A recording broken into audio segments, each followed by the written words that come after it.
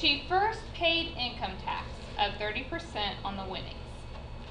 Of the rest, she invested some at 1.5% and some at 4%, earning $4,350 interest per year. How much did she invest at each rate?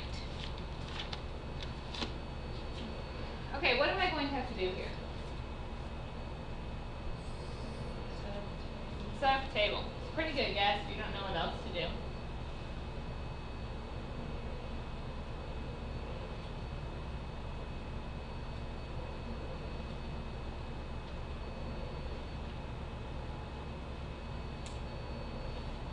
Okay.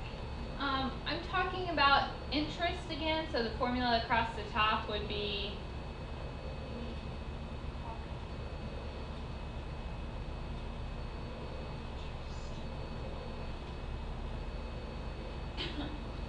okay, she's investing some at 1.5%, some at 4%, and I'm just going to call this my total.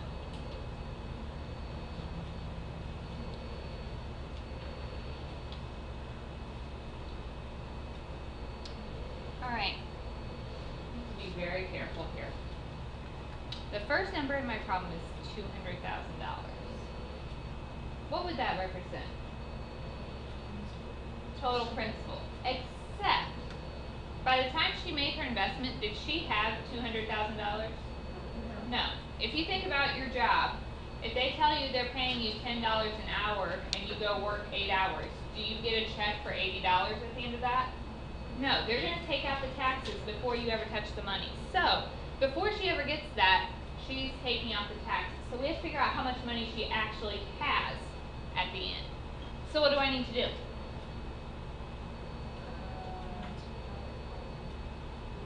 Okay, so she had $200,000. If you take that times 0.3, what do you get?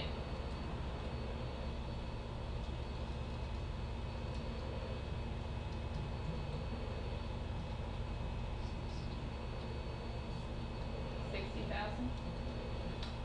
What does that number represent? Not the total after.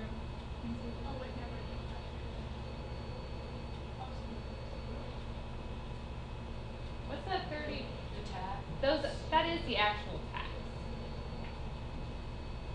Okay, so I need to figure out how much money she actually has. So what do you need to do? Subtract that. She had $200,000. If you subtract off the amount paid in tax, you get $140,000. So that is my total principal. Is there any other way we could have calculated that? Probably. If she took out 30%, what percent did she keep? 70%. If you take 200,000 times 0.7, you get 140. So you could calculate the tax and subtract them, or you could calculate the amount of money she would get to keep. Either way, we get to the same point, so it's not a big deal. Okay, what other numbers are in my problem?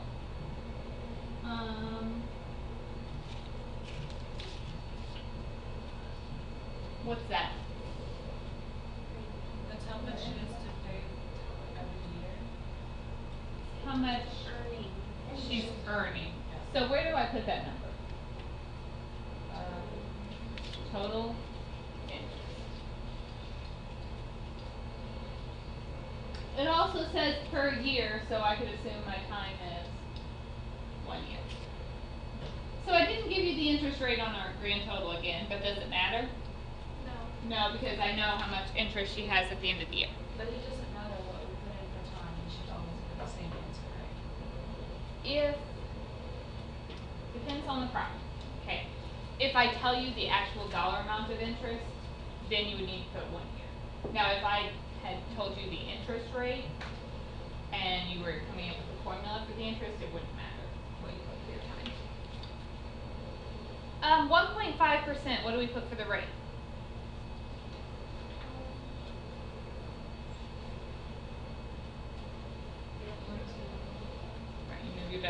two places. 4%. I don't know the amount at 1.5%, so that would be my. You want to be different? Okay, we'll go with a Y. Trying to mix it up. All right, so what am I going to put for my 4%?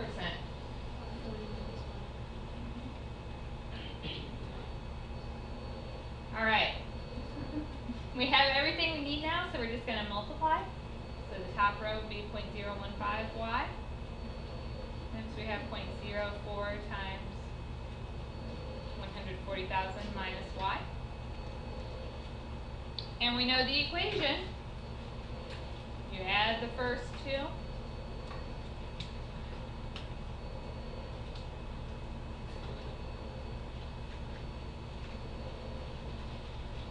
To equal your total.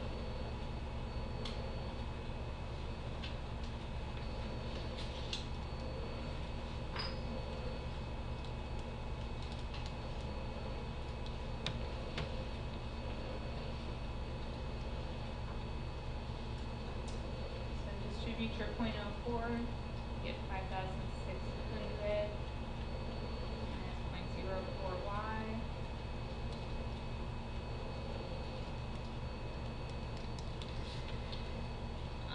If you combine like terms, you get negative 0.025y.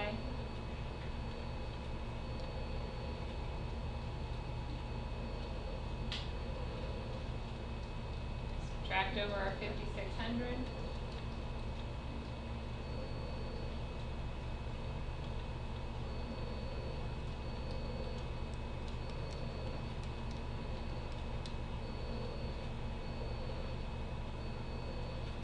Divide.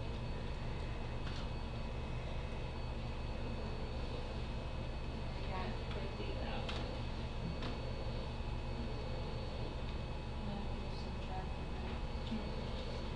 So these problems, these answers aren't out, don't you? Yeah. Because you could make your y, you could have set your table differently, made your y your 4%, and then it would be a different number at the end. So that's why you have to answer in a sentence. So, because your variable could be different things in the problem. This whole time I thought we could do that math. Well, some of it I can. Okay, so then we have to answer in our sentence. So y is the amount at 1.5%. And to get the amount at 4%, you do 140,000 minus y. So, what are we even doing? She must have asked.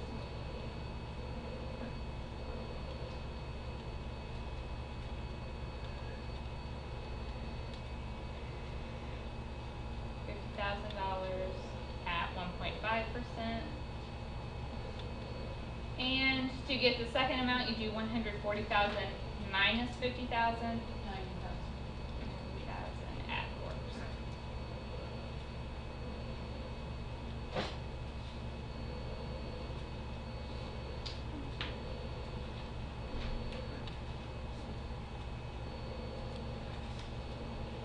Any questions there?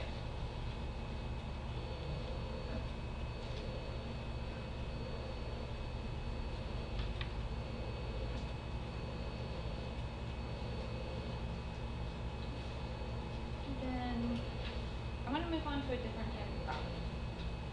So we've covered the geometry problems where we just drew a picture. We did like the solution problems where we're mixing solutions, and then we did these interest problems.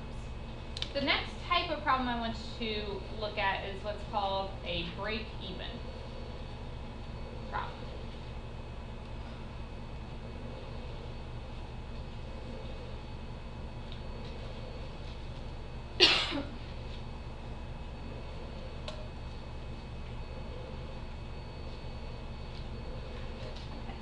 So, Peripheral Visions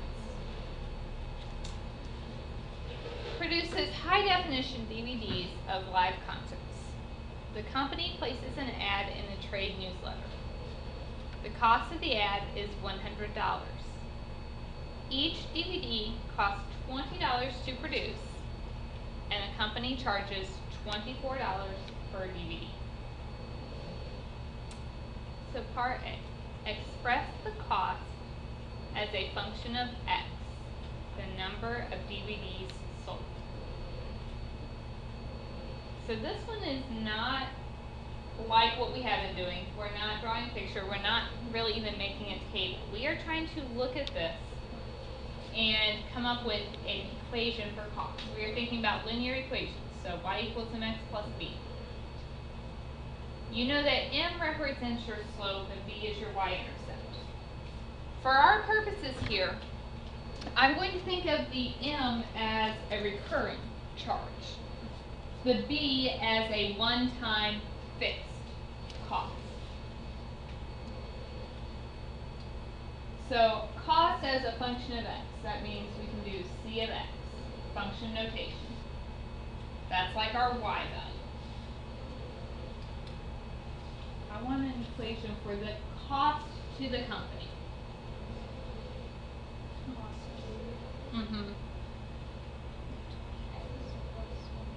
Alright. She said 20x plus 100. So let's think about that. We know they placed an ad for $100. Is that a fixed cost, a one-time thing? Yes, so that's your y-intercept. And it costs $20 for every DVD they produce. So you'd have to take 20 times the number of DVDs you make. So that seems reasonable. Good. B. Express the revenue as a function of x. So I need an equation for revenue. What does revenue represent? Right, the amount of money you're bringing in. So revenue as a function of x, R of x. How are they making money? Right, they sell each DVD for $24. How many DVDs do they sell?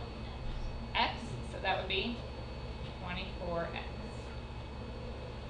They don't have any other way of making money, so that's it. C. For what value of x does revenue equal cost? This is sometimes called the break-even point. I want to know when my revenue and cost would be the same. You know, for the company, that would be the point where they don't make any money, but they don't lose any money. Ideally, what would they like? They want their revenue to be bigger than their cost. But this is like saying, okay, I'm going to have to sell at least this many DVDs so I don't lose money on the deal. So I just want to know when my revenue equals my cost. So my revenue was 24x. My cost is 20x plus 100. So solve for x, subtract over your 20. Divide by 4. And x is 25. So write me a sentence. What does that mean?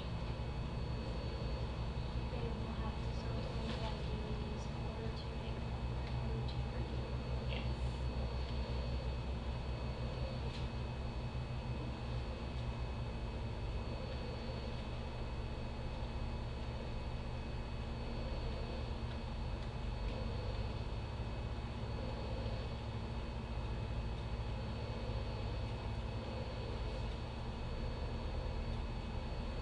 We know Baker makes cakes and sells them at county fairs. Her initial cost was $40.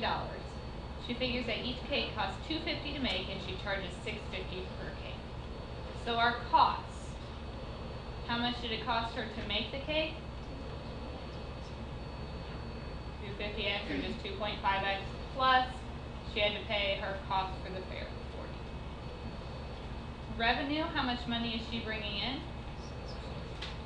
6.5 or 6.50x. C, break even point, you want revenue to equal cost.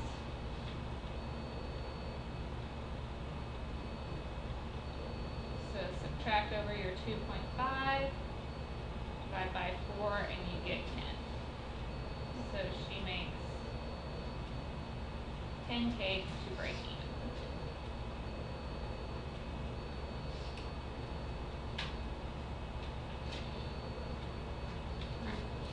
Good? One more. You guys try this.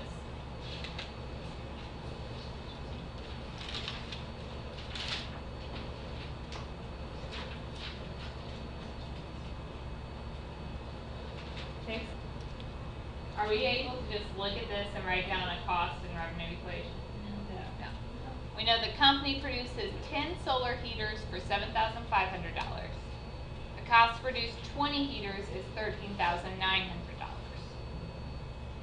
Express the cost Y as a linear function of the number of heaters X. So what this is telling me is my order pairs, X is the number of heaters, Y is our cost. Okay. I didn't just tell you in the problem how much it costs to set up and how much it costs to make each individual heater. What I did though, what have I given you? An X and a Y. 10 heaters cost $7,500.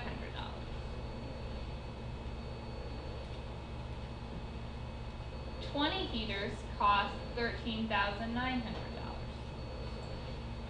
I gave you 2 points. What can we do with that? Yeah, we can write our equation from that. So slope y2 minus y1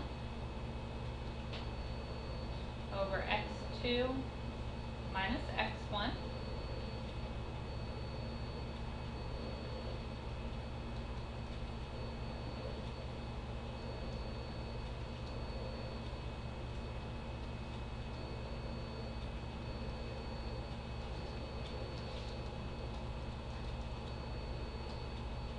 get a slope of 640.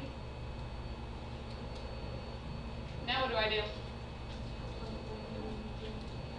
Take one of your order pairs, I'll just use the first one, and your slope, plug into y equals mx plus b. So y is 7,500 equals m 640 times x, which is 10, plus b.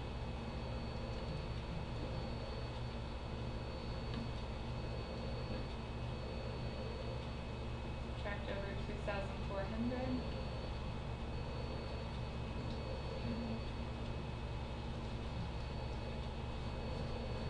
Get 1,100. So part A, our actual cost, our equation is y equals 640x plus 1,100.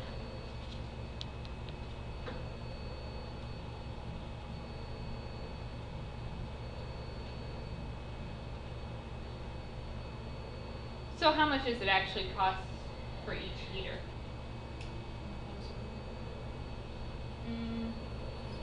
The 640 is the cost per every heater. The 1,100, what would that represent?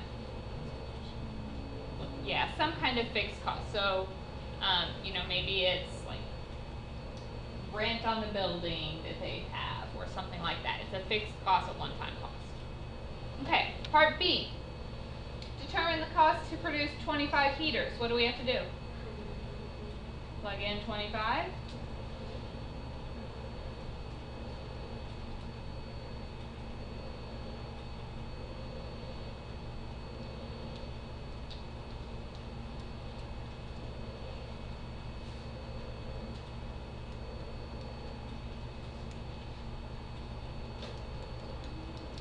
And what did you get?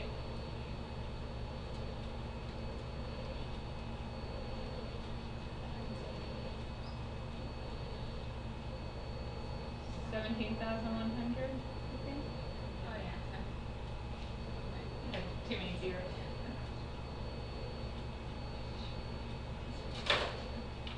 So sometimes we can just look at the problems and write the equation. Sometimes we are going to have to make ordered pairs and write our equation from that. Do you have any questions for me? I think I'm going to go ahead and have any time to work on your homework, so I'm gonna go the other way. I'm gonna let you work on homework tomorrow, or on Monday, we will finish this section, and then we'll be doing some review in here before we get ready for our next quiz, which will probably be Tuesday or Wednesday next week. You would say it costs $17,100 to make 25 keywords.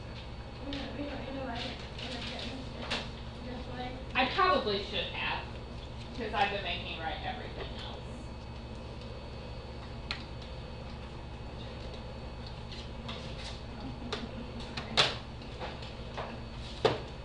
How many problems on this worksheet does this cover?